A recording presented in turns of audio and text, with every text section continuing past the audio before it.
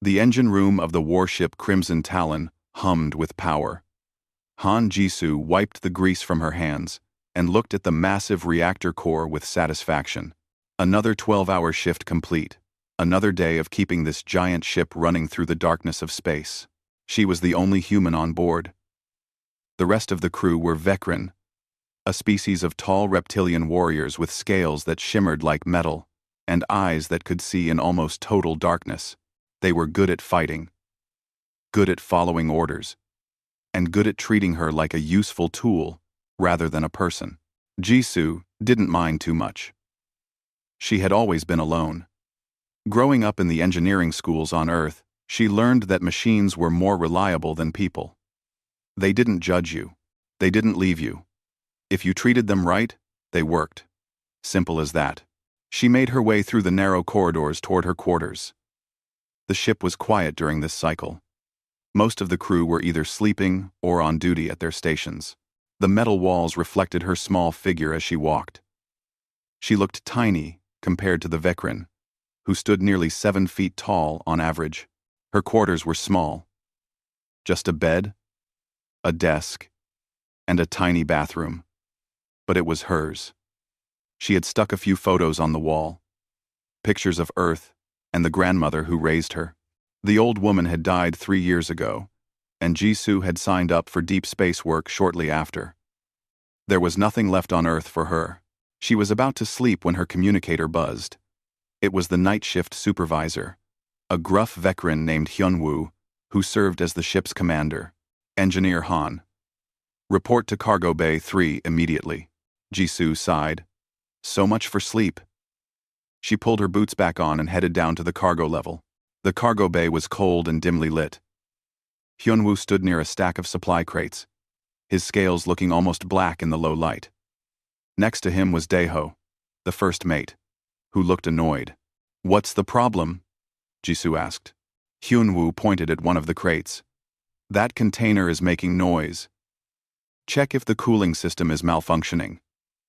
Jisoo approached the crate and immediately knew something was wrong. This wasn't mechanical noise. It was organic, scratching, and something else. Something that sounded almost like crying. She looked at the two officers. "This isn't a machine problem." "Then open it," Hyunwoo ordered. Jisoo unsealed the crate. Inside, huddled under a thermal blanket, was a small Vekran child. He couldn't have been more than 3 or 4 years old, in human terms. His scales were dull and patchy, and his eyes were huge with fear. He looked up at her and made a small, whimpering sound. "Oh no," Jisoo whispered. She reached in slowly, carefully. The cub flinched but didn't run. He was too weak. "How did this happen?" Daeho demanded, scanning through his data pad. "This crate came from the refugee supply station at Outpost 7. Hyunwoo's expression was cold. "Someone smuggled him aboard. Check the manifest. Find out who signed for this delivery." While they talked, Jisoo lifted the cub out of the crate. He was so light, much lighter than he should be. His ribs showed through his scales. She wrapped the blanket around him, and he curled against her chest, still shaking. "The handler who loaded this crate is dead," Daeho reported. "Killed in a pirate raid 2 days after we left the station." "The cub's identification?" Hyunwoo asked. "His tag says his name is Teo. Parents deceased. Colony ship destroyed 6 months ago. He was supposed to be transferred to a creche facility, but..." Daeho trailed off, looking at the small creature in Jisoo's arms. Hyunwoo approached and looked down at the cub. His expression didn't change. "Protocol is clear. We leave him at the next station. That's 3 weeks away. Until then, he needs to be housed somewhere." "The brig?" Daeho suggested. "No," Jisoo heard herself say. Both officers looked at her. "I'll take care of him." Hyunwoo's eyes narrowed. "You understand this is temporary. We cannot keep him. Vekran law does not permit adoption outside of bloodlines." "I understand," Jisoo said. "But he needs food and care until then." "I can do that." The commander considered this for a moment, then nodded. Very well. He is your responsibility. Do not let this interfere with your duties. Back in her quarters, Jisoo set the cub down on her bed. He immediately curled into a tight ball, watching her with those huge, frightened eyes. She realized she had no idea how to take care of a Vecran child. She pulled up information on her datapad. Vecran cubs needed protein, warmth, and security. Simple enough. She went to the galley and returned with some of the meat rations the crew ate. She offered a piece to Teo. He sniffed it, then ate it so fast he nearly choked. Slowly, she said softly. There's more. You're safe now. She fed him small pieces until he finally seemed full. Then she fashioned a nest of blankets in the corner of her quarters, remembering that Vecran preferred enclosed spaces. Teo crawled into it and watched her. Jisoo sat on the floor near him. I'm Jisoo, she said, pointing to herself. Jisoo, the cub blinked at her. And you're Teo. She pointed at him. Oh, the cub repeated quietly. His voice was small and hoarse from crying. Something in Jisoo's chest tightened. She knew what it was like to be alone and scared. She knew what it was like when no one wanted you. Over the next few days, Jisoo fell into a routine. She worked her shifts, then came back to feed and care for Teo. The cub was slowly getting stronger. He started to move around her quarters, exploring everything with careful curiosity. He learned a few words in both Korean and Galactic Common. The crew noticed. Jisoo could feel them watching when she walked through the ship. Some looked curious. Others looked disapproving. But no one said anything directly to her. On the 5th night, Jisoo woke to screaming. Teo was thrashing in his nest, caught in a nightmare. She rushed over and tried to wake him. His small claws caught her arms, tearing through her skin. But she didn't let go. It's okay, she whispered, holding him even as blood ran down her arms. You're safe. I've got you. She began to hum an old song her grandmother used to sing. She didn't know if Vecran cubs responded to music, but it was all she had. Slowly, Teo stopped thrashing. His breathing calmed. He opened his eyes and looked at her with confusion, then buried his face against her shoulder. Jisoo held him and kept humming. She didn't notice the shadows in her doorway, didn't see the 3 crew members who had come to investigate the noise. They stood there watching, their expressions unreadable, as the human held the crying cub and let her own blood drip onto the floor without complaint. Later, after Teo had fallen back asleep and Jisoo had bandaged her arms, Medical Officer Salmon appeared at her door. I heard there was an injury, Salmon said, her voice neutral. It's nothing, Jisoo replied. Just scratches. Salmon examined the wounds anyway. They were deep. The cub did this? Oh, he was having a nightmare. He didn't mean to. Salmon applied treatment gel to the cuts. Vecran cubs are dangerous when frightened. You should keep distance. He's just scared, Jisoo said. Salmon didn't answer. She finished the treatment and left. But as she walked away, she paused and looked back. You are strange, human. But perhaps not in a bad way. Jisoo smiled slightly and closed the door. Inside, Teo was sleeping peacefully in his nest of blankets. She looked at her bandaged arms and decided the scratches were worth it. She didn't know that word was already spreading through the ship. The human engineer had let herself be hurt protecting a cub that wasn't even her species. For the Vecran, who valued strength above all else, this made no sense. But some of them were starting to wonder if maybe they had been thinking about strength all wrong. 3 weeks passed on the Crimson Talon, and everything had changed without anyone really noticing. Teo was no longer the scared, starving cub who had hidden in a cargo crate. He had gained weight. His scales had begun to shine, and he followed Jisoo everywhere, like a small shadow. When she worked in the engine room, he sat quietly nearby, watching her with bright, curious eyes. When she ate in the galley, he sat beside her, carefully copying the way she used utensils. The crew watched this with growing interest. Weapons Master Yoonji was the first to comment on it. She cornered Jisoo in the corridor one day and stared down at her with sharp golden eyes. The cub is healthier, Eunji observed. Yes, Jisoo replied, instinctively putting a hand on Taeo's head. The cub pressed against her leg. You do this every day? Feed him. Care for him? Even though he is not your blood? Ah, someone has to. Eunji tilted her head, studying them both. Vekran do not do this. Cubs go to creches. They are raised by the state, trained by professionals. This individual attachment. We do not understand it. Maybe that's sad, Jisoo said quietly. Eunji's scales rippled in a way that might have been surprise. She walked away without another word. But Jisoo noticed her watching them more often after that. The real change came when the distress call arrived. Jisoo was in the engine room with Taeo when the alarm sounded. Commander Hyunwoo's voice came over the ship's communication system. All hands to stations. We have a civilian vessel in distress. Merchant ship disabled in the Taros asteroid field. Prepare for rescue operations. Jisoo handed Taeo to Navigator Sunho, who had become comfortable with the cub's presence. The situation was bad. The merchant ship had lost engine power and was drifting into a dense cluster of asteroids. One wrong collision, and the hull would breach. Everyone on board would die. We need someone to spacewalk to their ship and do emergency repairs, Hyunwoo announced in the briefing. It's dangerous.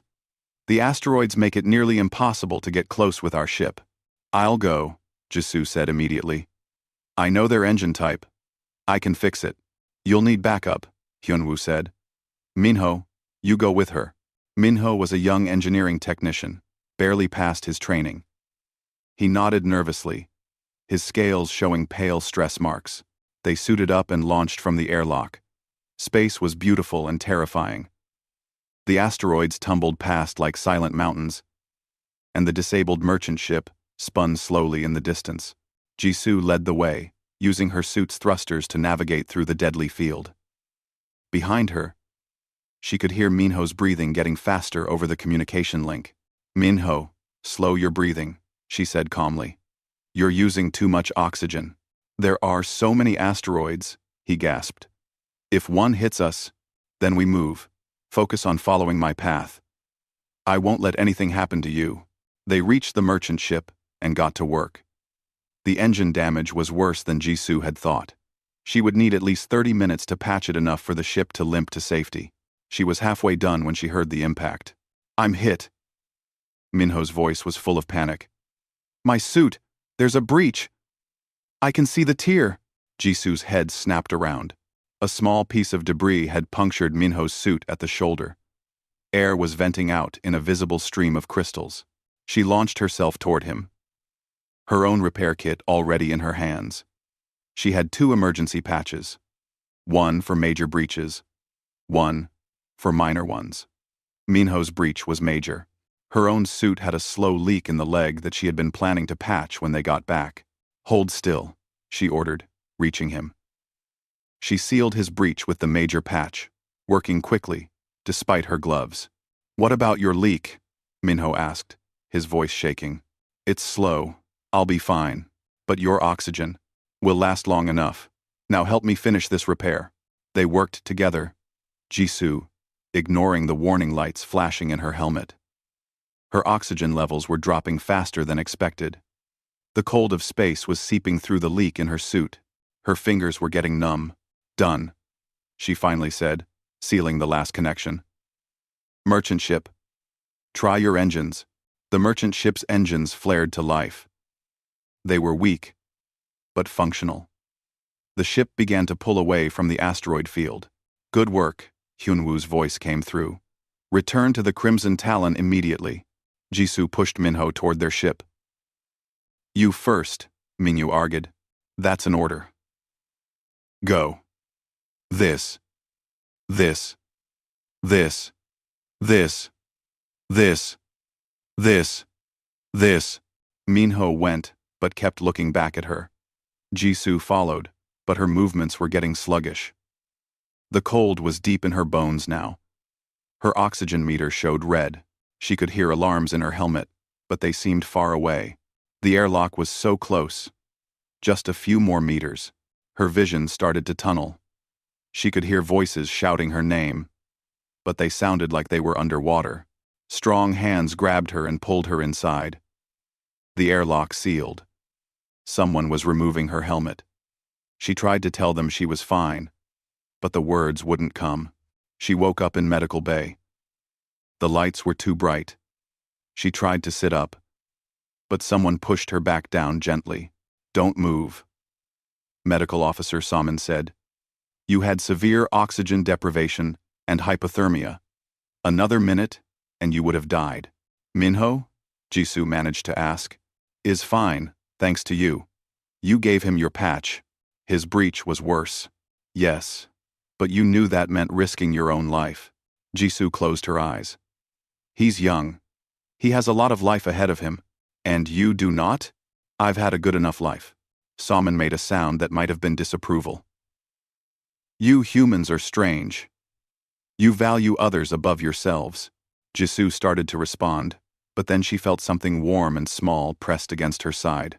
She looked down and saw Teo curled up next to her on the medical bed, his small arms wrapped around her as much as they could reach. "He refused to leave," Salmon explained. "When we tried to remove him, he became very distressed. Hyunwoo gave permission for him to stay." "Hey, little one," Jisoo whispered, stroking the cub's head. Teo made a soft chirping sound and pressed closer. Over the next 2 days, Jisoo received more visitors than she had in her entire time on the ship. Minho came first, standing awkwardly at the door until she told him to come in. "I owe you my life," he said formally. "You don't owe me anything. In Vekran culture, I do. I have an honor debt to you now. I will stand as your shield, if needed." Jisoo didn't know what to say to that. Minho bowed and left, but she noticed he had started standing guard outside medical bay. Every time she looked out, he was there. Other crew members came too. Eunji brought extra food rations. Sunho brought star charts to show Teo. Even quiet Jiho from the junior officer ranks came by, mumbling something about respecting her courage. On the 3rd day, Commander Hyunwoo himself visited. He stood at the foot of her bed, looking at her with an expression she couldn't read. "You nearly died for a crew member who is not even your friend," he said. "He's part of this crew. That makes him important. Vekran do not think this way. We honor strength. We respect courage in battle. But this, sacrificing yourself for another, we have no name for it. On Earth, we call it caring about people." Hyunwoo was quiet for a long moment. "Perhaps we lost something important in our history.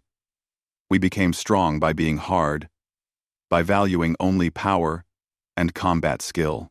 But watching you with the cub, seeing what you did for Minho, I wonder if we mistook hardness for strength." He looked down at Teo, who had woken up and was watching him with curious eyes. "The cub was supposed to be dropped at the next station," Hyunwoo continued. "But I am changing that order. You may continue caring for him for as long as you wish." Jisoo felt tears prick her eyes. "Thank you." Hyunwoo nodded and turned to leave, but paused at the door. "Engineer Han, you are teaching us things we did not know we needed to learn." After he left, Jisoo held Teo close and let herself cry a little. The cub patted her face with one small hand, making worried sounds. "I'm okay," she told him. These are happy tears. She didn't know it yet, but her quarters were being transformed. The crew had decided, without being asked, that she needed more space. They were building an area where crew members could visit. A place that was becoming something the Vekran had never had before. A home. 6 months had passed since Jisoo found Teo in the cargo bay. The little cub had grown stronger and healthier, his scales now bright, and his eyes full of life. He could speak in both Korean and Galactic Common, switching between them easily as he followed Jisoo through the ship. But something was changing, and Jisoo didn't like it. Teo was spending more time with the Vekran crew, which was good. He needed to understand his own species and culture. But he was picking up habits that worried her. He had started talking about strength and combat the way the warriors did.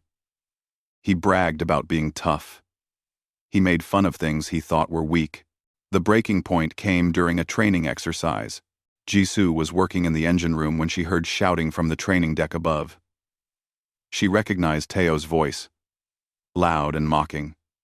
Her stomach dropped. She climbed up to find Teo with a group of young crew members.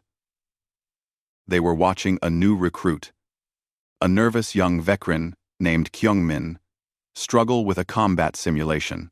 Kyungmin was shaking, clearly terrified of the virtual enemies on the screen. "You're useless," Teo was saying, his small voice full of contempt. "Teo." Jisoo's voice cut through the noise like a blade. The cub turned, his expression surprised. "But Jisoo, he's weak. Everyone says weak is bad. Come with me. Now." Jisoo took Teo's hand and led him away, ignoring the stares of the other crew members. She could feel her heart pounding with anger and disappointment. This wasn't the child she had been raising. This was something else. Something she had failed to prevent. She brought him to the hydroponics bay, a quiet place filled with growing plants. Botanist Hana looked up from her work, nodded at Jisoo, and went back to tending a struggling vine. "Sit," Jisoo told Teo, pointing to a bench. The cub sat, looking confused and a little defiant. "What did I do wrong? I was just telling the truth. Kyungmin is weak, and you think that gives you the right to hurt him? Hurt him? I didn't hit him. There are different ways to hurt people, Teo. Words can hurt just as much as claws." Teo's scales rippled with confusion. "But all the warriors say that weakness is bad. They say strength is everything." Jisoo knelt down so she was at eye level with him. "Do you remember when I found you? You were scared, weak, and alone. Should I have left you there because you weren't strong?" Teo's eyes widened. "No, but that was different." "How?" The cub struggled to answer. Jisoo continued, gently. "Everyone is weak sometimes. Everyone is scared sometimes. That doesn't make them worthless. Kyungmin is new and learning. He deserves kindness, not cruelty." She pointed to where Hana was carefully supporting the struggling vine. "Look at what Hana is doing. That plant is dying. Should she throw it away?" Quote, "I guess not? No. She's taking care of it, giving it what it needs to grow strong. That's real strength, Teo. Not hurting things that are vulnerable, but protecting them and helping them grow." Teo looked down at his feet. "The other warriors don't think like that. Maybe they should." Before Teo could respond, alarms blared through the ship. Hyunwoo's voice came over the communication system. "Battle stations. We have encountered a disabled enemy scout ship. Prepare for engagement." Jisoo's heart raced. She took Teo back to their quarters and told him to stay there, then rushed to her station in the engine room. Through the communication channels, she could hear what was happening. The Crimson Talon had found a small ship belonging to the Kresh, a species they were at war with. The ship was badly damaged and sending out a distress signal. "Destroy it, first mate," Daeho's voice said coldly. "Standard protocol." "Wait," Jisoo found herself saying into her communicator. "Are there survivors? What does it matter?" Daeho replied. "They are enemies." "I'm detecting life signs," Navigator Sunho reported. 3 Kresh, all wounded. They pose no threat. Hyunwoo was silent for a long moment. Jisoo could imagine him on the bridge, weighing duty against something new. Something he had been learning over these months. "Commander," Jisoo said quietly. "May I speak?" "Go ahead, Engineer Han. They're wounded and helpless. Destroying them now would be like kicking someone who's already down. Is that what strength means?" Another long silence. Then Hyunwoo spoke. "Bring them aboard. Medical team, prepare to receive wounded prisoners." Jisoo could hear Daeho's protest, but Hyunwoo's decision was final. Within the hour, 3 Kresh soldiers were in the medical bay. They were mantis-like beings. their compound eyes dim with pain and fear. Jisoo went to medical bay and found Medical Officer Saman working on them with professional efficiency. The creche soldiers flinched at every movement, clearly expecting torture or death. One of them, younger than the others, stared at Jisoo with terror. She recognized that look. It was the same way Teo had looked when she first found him. "It's okay," she said softly, even though she knew the soldier probably didn't understand. "No one is going to hurt you." Christ. The young soldier, whose name she later learned was Warship, watched her with confusion. Over the next few days, the creche prisoners healed under Saman's care. They were kept in a secured area, but they were fed, given medical treatment, and allowed to recover. They couldn't understand it. In their culture, prisoners were either enslaved or killed. Jisoo visited them sometimes, bringing extra food. She didn't speak their language well, but kindness needed few words. Warship began to relax around her, his fear slowly fading. Teo noticed all of this. He saw Jisoo caring for the enemy soldiers. He saw how the crew followed her example, treating the prisoners with basic decency, even though they were supposed to be enemies. One night, Teo came to find Jisoo in their quarters. She was reading reports on her datapad. He climbed onto the bed beside her, looking troubled. "Why did we save them?" he asked. "The creche are our enemies." Jisoo put down her datapad. "Because they needed help. But they would have killed us if they were stronger." "Maybe. But we're not them. We don't have to be cruel just because someone else might be." "Maybe. I don't understand." Jisoo pulled him close. "Every living being has value, Teo. Every person, no matter who they are or where they come from, deserves basic kindness. That's what separates us from monsters. Not how strong we are, but how we treat those who are weaker than us." Teo was quiet, thinking hard. "I was mean to Kyungmin. I made him feel bad." "Yes, you were. That was wrong." "Yes, it was." Teo looked up at her with guilty eyes. "Can I fix it?" "You can try. Apologizing is a good start." The next day, Jisoo watched as Teo approached Kyungmin in the training room. The young recruit looked nervous, probably expecting more mockery. Instead, Teo bowed his head in the Vecran gesture of respect. "I'm sorry," Teo said clearly. "I was wrong to make fun of you. Being scared doesn't make you weak. We're all scared sometimes." Kyungmin stared at him in shock. Around them, other crew members had stopped to watch. A cub apologizing to an adult was unheard of in Vecran culture. "I forgive you," Kyungmin said slowly. Teo smiled and walked away, returning to Jisoo's side. She squeezed his hand, proud of him, but she noticed the ripples spreading through the crew. They had witnessed something that challenged everything they believed. If a young cub could admit weakness and show kindness, what did that say about their warrior culture? That evening, Weapons Master Unji came to Jisoo's quarters.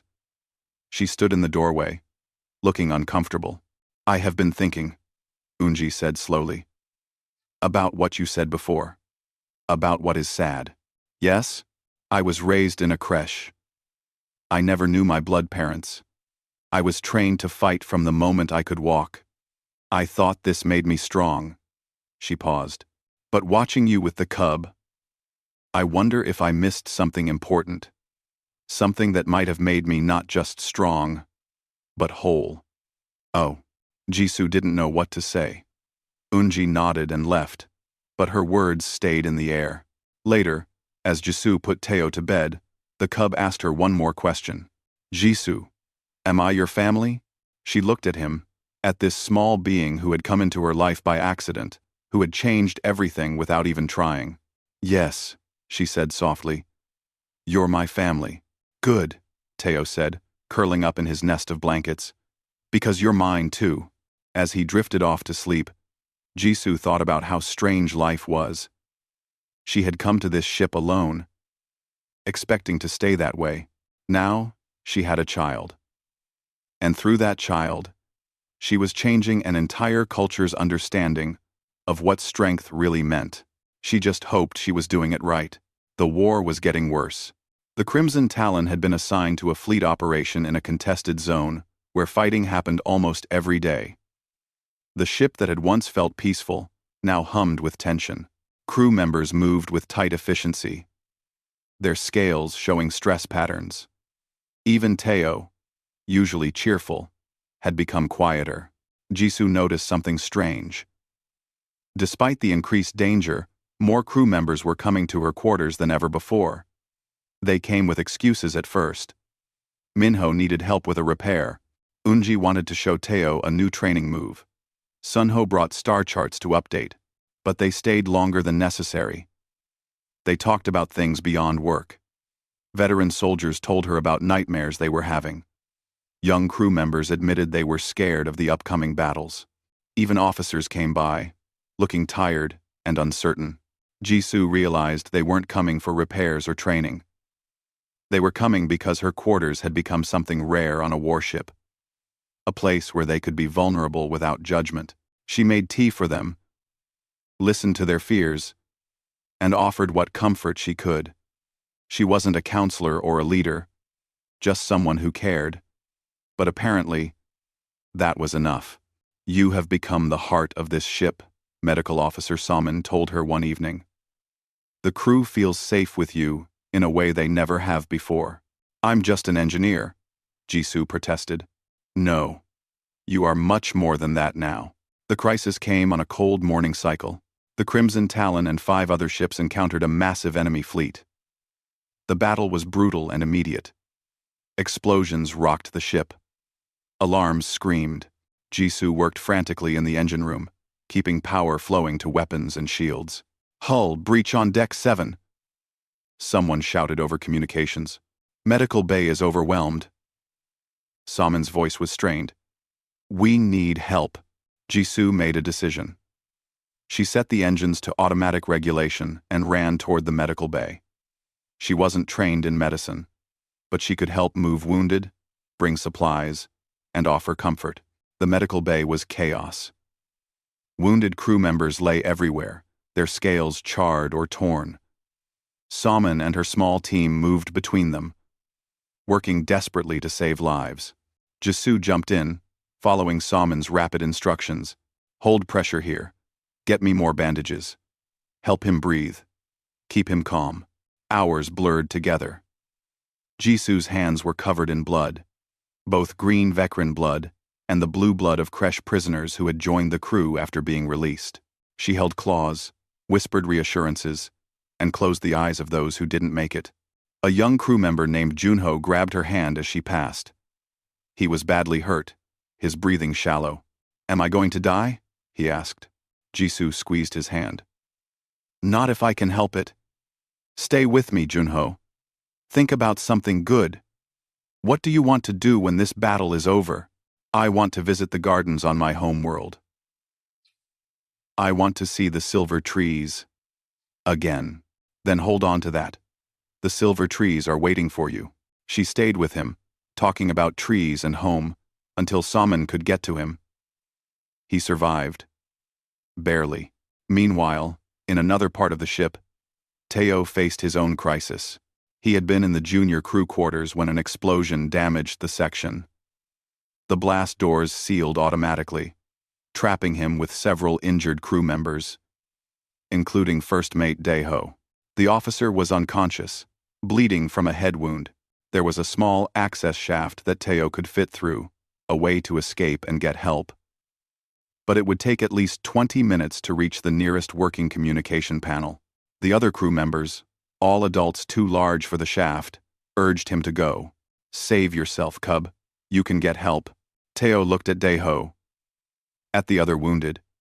He thought about what Jisoo had taught him, about protecting those weaker than yourself, about not abandoning people who needed help.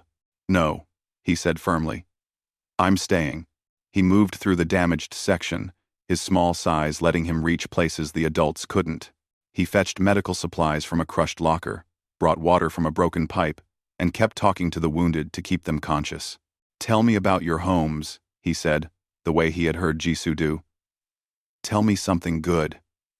When Daeho woke up, confused and in pain, Teo was there, pressing a cloth to his wound. Little one, you should have fled, Daeho said weakly. Jisoo says we don't leave family behind, Teo replied simply. It took rescue teams 2 hours to cut through the damaged section. When they finally opened the doors, they found Teo still there, exhausted but alert, watching over the wounded. The battle lasted 3 days. The Crimson Talon survived, but barely. They had lost crew members. Many more were injured. The ship itself was severely damaged. On the 3rd day, as the enemy finally retreated, another explosion tore through the engineering deck. Jisoo had returned to her station to help with critical repairs. She was near the reactor core when the blast occurred. Systems analyst Junho, the young crew member she had saved in medical bay, saw the explosion coming. He threw himself forward, pushing Jisoo aside. The blast caught him instead of her, but the shrapnel still tore into her side and leg. She fell, pain exploding through her body. The last thing she saw before darkness took her was Junho's face, smiling despite his injuries. Debt paid, he whispered. Jisoo woke to beeping machines and the smell of medical bay. She tried to move and gasped at the pain. Don't move, Soman ordered, appearing beside her. How long? 3 days. You've been unconscious for 3 days. Jisoo's first thought was Teo. Where is? She didn't need to finish. She felt the weight on the bed beside her. Teo was curled up against her uninjured side, one small hand gripping her shirt. He was asleep, but his scales showed patterns of stress and fear. He hasn't left, Soman said quietly. We tried to make him rest in another room. He became so distressed we had to let him stay. He was afraid if he left, you wouldn't be here. When he came back, noted Claude. Tears filled Jisoo's eyes. She carefully stroked Teo's head, and the cub's scales immediately smoothed, even in sleep. How many did we lose? She asked. 23 crew members, 52 injured. It was bad, Jisoo. Very bad. But it would have been worse without you. You saved 6 crew members in medical bay. Junho said you saved him twice. Is he alive? He'll recover.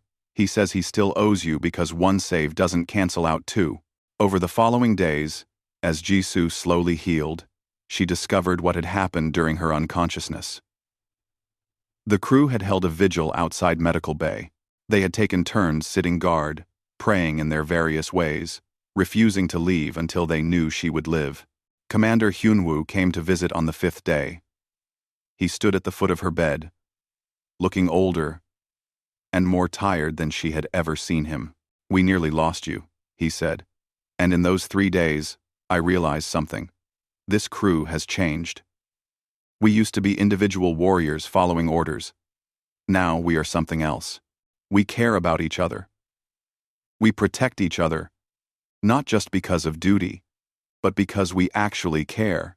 He paused, struggling with words. You did this. 1 human. 1 act of kindness at a time.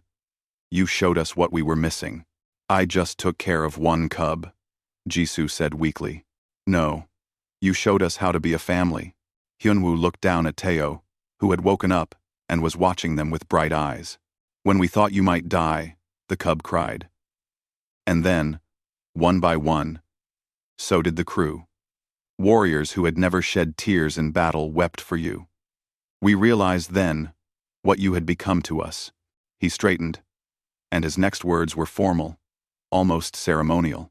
Engineer Han Jisoo. The crew of the Crimson Talon wishes to honor you with a title. We have no direct translation in your language, but the closest meaning is this. Mother. You are not just the cub's mother.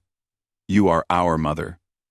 You care for us, protect us, teach us, and love us despite our flaws. If you accept this honor, you will be mother to all of us. Jisoo stared at him, tears streaming down her face.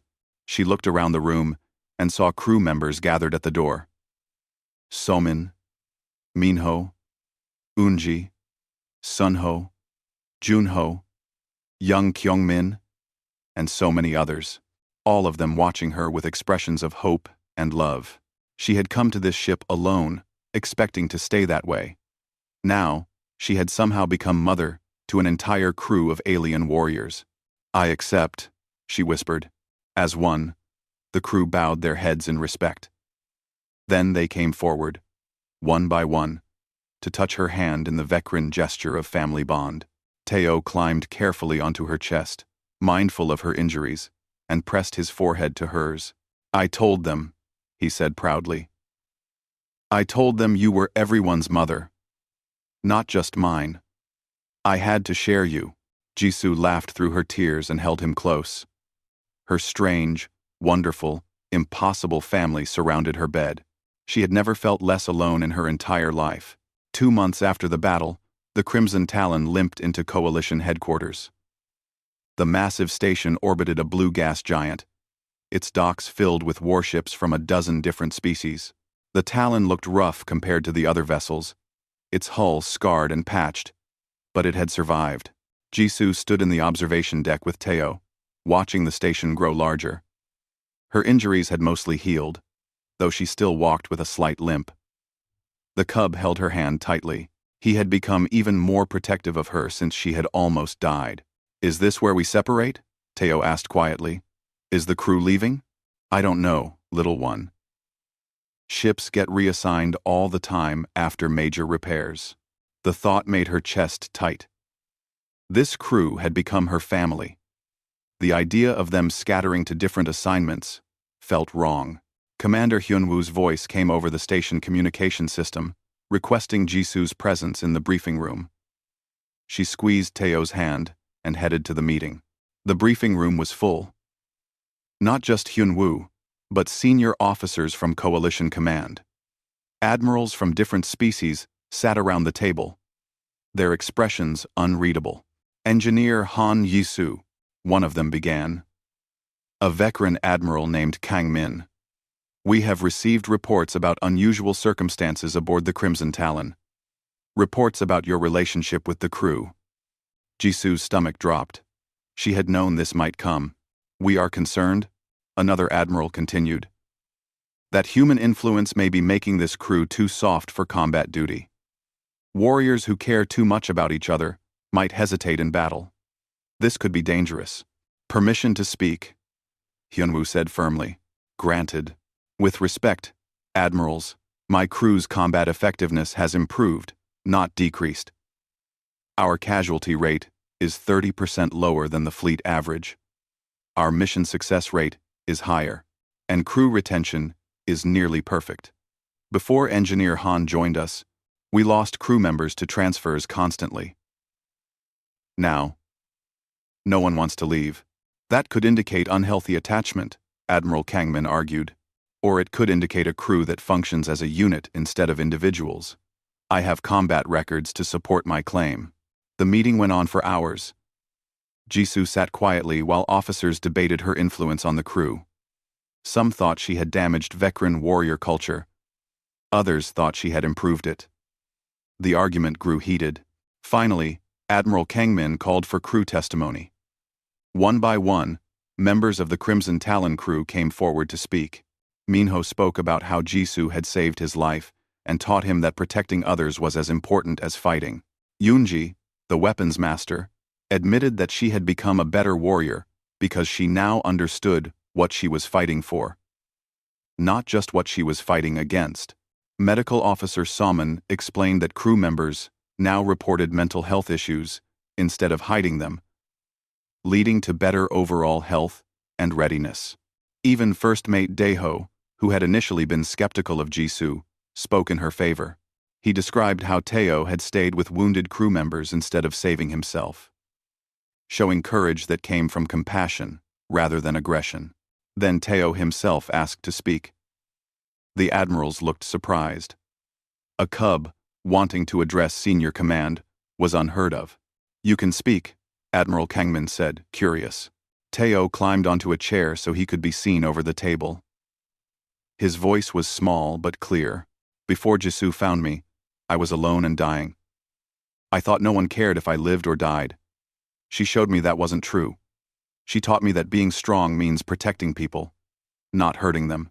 She taught me that having a mother doesn't make you weak. It makes you brave, because you have something worth fighting for.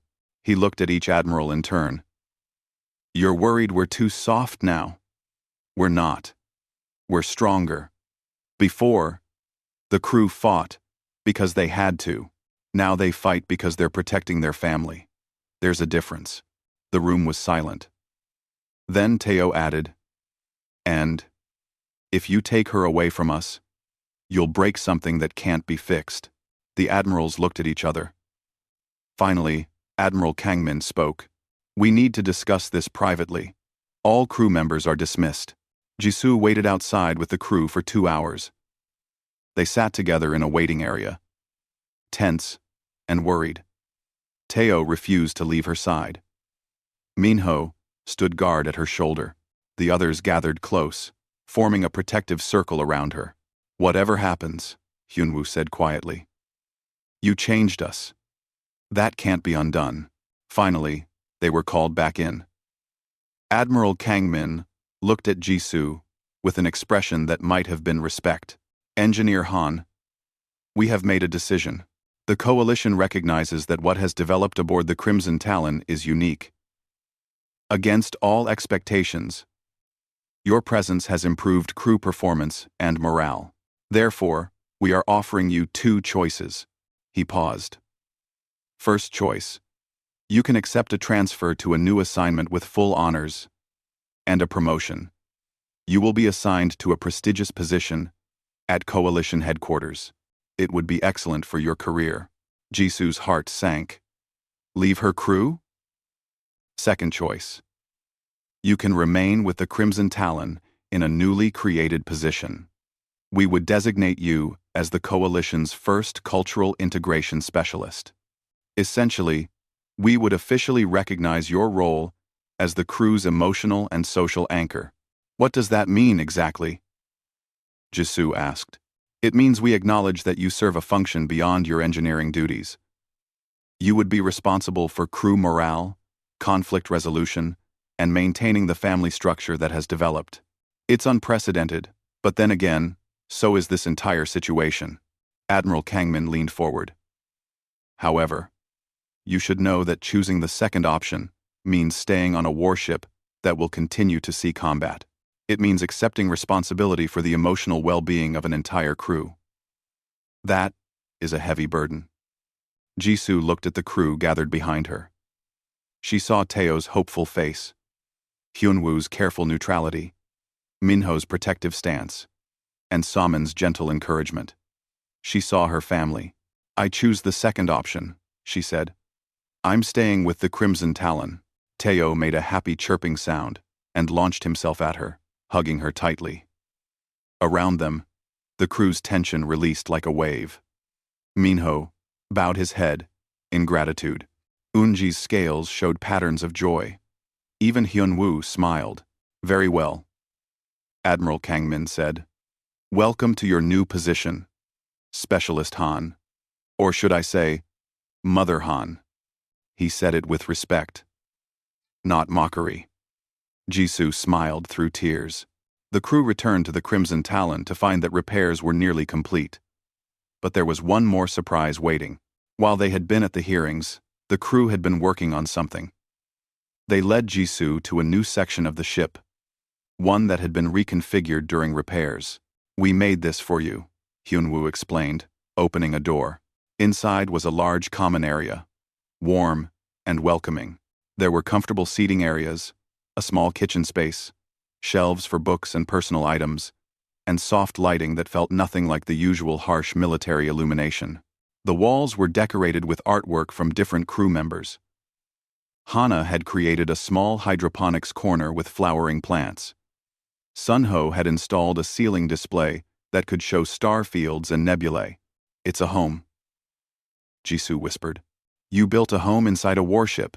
Every family needs a home, Eunji said simply. This is ours. Connected to the common area was a private quarters for Jisoo and Teo. larger than before, with space for the cub to grow and play. Over the next few days, as the ship prepared to launch for its next mission, Jisoo watched her family settle into new patterns. Crew members would stop by the common area during off-duty hours.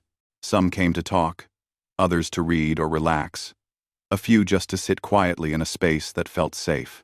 Teo was learning to read, sounding out words in a children's book that Sunho had found for him. Young Kyungmin was teaching him basic mathematics. Junho was showing him how to play a Vecrin strategy game. Jisoo sat watching them, mending a torn uniform, when Hyunwoo joined her. "I never thought I would see this," he said quietly, looking at the peaceful scene. Vecrin warriors, acting like a family, playing with a cub, choosing to spend time together, instead of training or fighting. "Do you regret it?" Jisoo asked. "No. I regret that we lost so many centuries living without this. My people became strong, but we became cold.